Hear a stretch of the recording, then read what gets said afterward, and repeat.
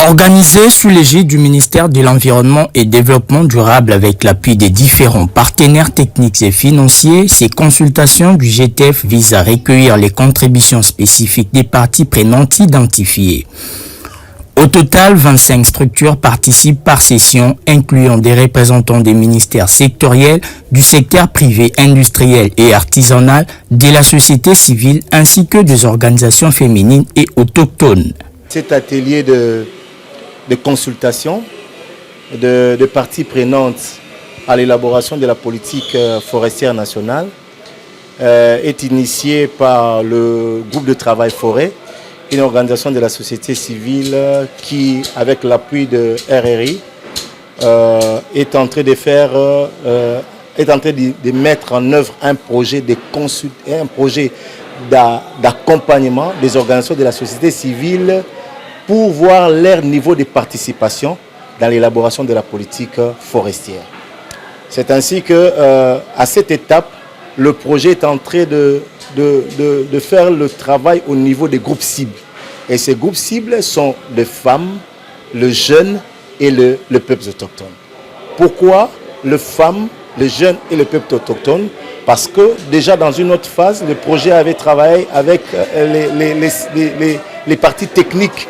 Mais à ce niveau ici, des groupes cibles, les 3 groupes cibles, la pensée ou la vision est de faire ressortir les idées fortes de chaque groupe cible. Ça veut dire que pensent les femmes par rapport à l'élaboration de la politique forestière nationale, que pensent les jeunes par rapport à l'élaboration de la politique forestière nationale, que pensent les peuples autochtones pygmées par rapport à l'élaboration de cette politique forestière nationale. Donc, c'est la raison de cette consultation, de cet atelier de consultation pour prendre les idées fortes, afin de le transmettre au niveau de la cellule technique qui a la charge de l'élaboration de cette politique forestière nationale. Les débats ont porté sur l'intégration des objectifs 30x30 du cadre mondial de la biodiversité. Les groupes cibles travaillent à l'amélioration des 6 axes stratégiques de l'ébauche de politiques élaborées en mars 2025, dont notamment l'organisation du domaine forestier et son cadre juridique, les cadres institutionnels et le renforcement des capacités, l'affectation du domaine avec les sauvegardes sociales et environnementales, la promotion et valorisation des ressources forestières, la conservation de la biodiversité et la coordination intersectorielle foncière, le partenariat et les financements.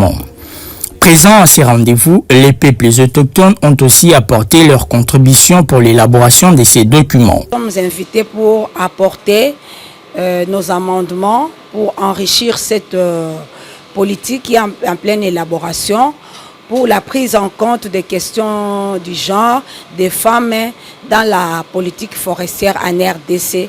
Car nous savons que la RDC, c'est un grand pays forestier et que les femmes aussi jouent un grand rôle dans la gestion, dans la conservation des ressources naturelles.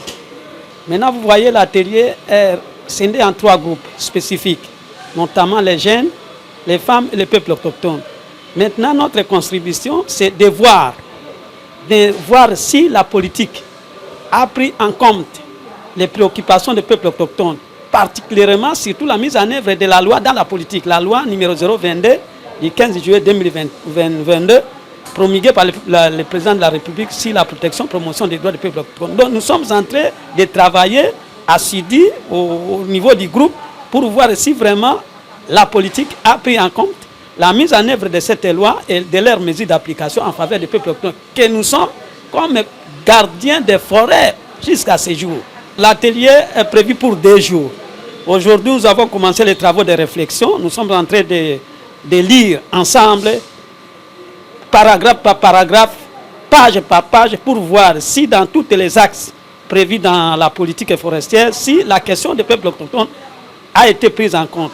Sinon, nous allons intégrer, donner des propositions pour que la politique puisse prendre en compte nos préoccupations en tant que gardiens des forêts et de la biodiversité, en tant que les tenants des droits traditionnels des forêts qui existent aujourd'hui dans les bassins du Congo, particulièrement en République démocratique du Congo.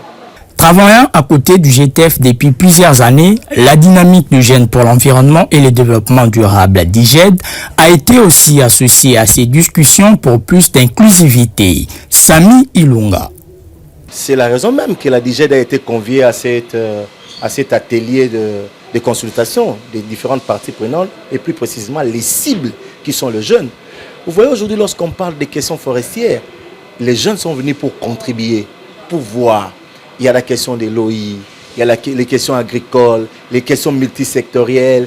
C'est ainsi que les jeunes sont venus pour contribuer à chaque étape. Ils vont voir par rapport aux documents qui ont été présentés et amener leurs contributions, leurs inputs, afin que le document soit rédigé pour l'avantage de tout le monde. Donc, nous ne voulons pas que ce soit seulement le PA, nous ne voulons pas que ce soit seulement le FAM, mais nous voulons aussi que les jeunes contribuent. Et c'est la raison d'être de la DIGED qui est là aujourd'hui dans cet atelier organisé par le groupe de travail forêt pour contribuer à l'élaboration, à cette draft de l'élaboration de la politique forestière nationale. Pendant ces 2 jours, les groupes de travail forêt a recueilli des contributions précises permettant une participation active de toutes les parties prenantes à l'élaboration finale de la politique forestière nationale.